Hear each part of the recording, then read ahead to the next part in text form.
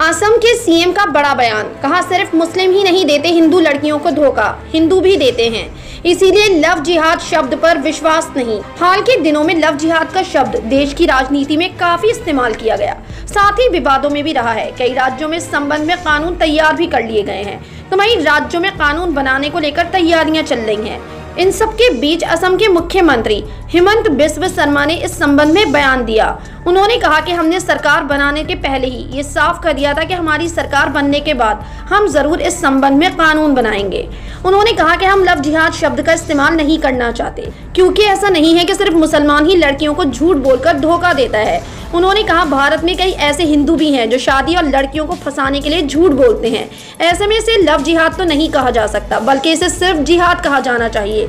उन्होंने कहा कि मेरे मत में किसी भी धर्म की लड़की को धोखा देकर कोई भी धर्म का युवक यदि विवाह करता है तो ये एक तरह का जिहाद ही है।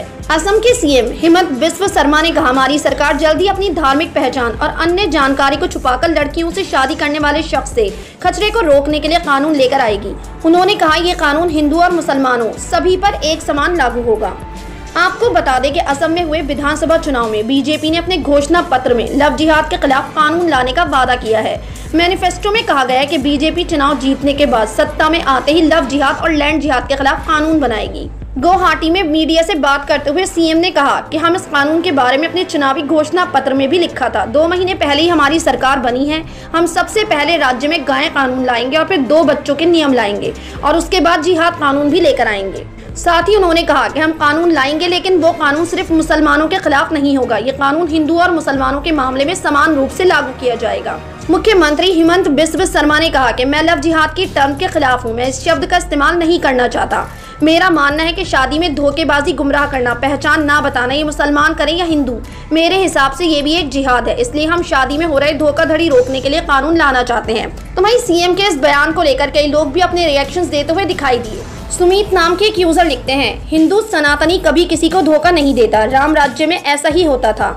यही सब तो वापस लाना है तो ये भी करना होगा। तो एक यूजर लिखती हैं, अगर हिंदू युवक अपनी पत्नी को बिना किसी गलती के छोड़ देता है तो वो भी एक जिहाद है। तो एक यूजर लिखती हैं, स्टार्टिंग विद मोदी।